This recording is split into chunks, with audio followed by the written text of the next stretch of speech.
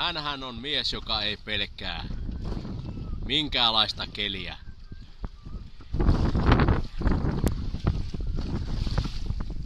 Ja hän on miesten mies. No niin, kalamies Jaska, kärsiikö tästä kelistä huolimatta? Antaa pientä lausuntoa. Että Antaa olla nyt. hänhän on turhan vaatimaton, vaikka hän on saanut 20 kiloa kalaa ihan itse noin 4 tunnissa kalastaen. Mutta nyt tämä keli on näinkin kova, jolle me joudumme lopettamaan tämän.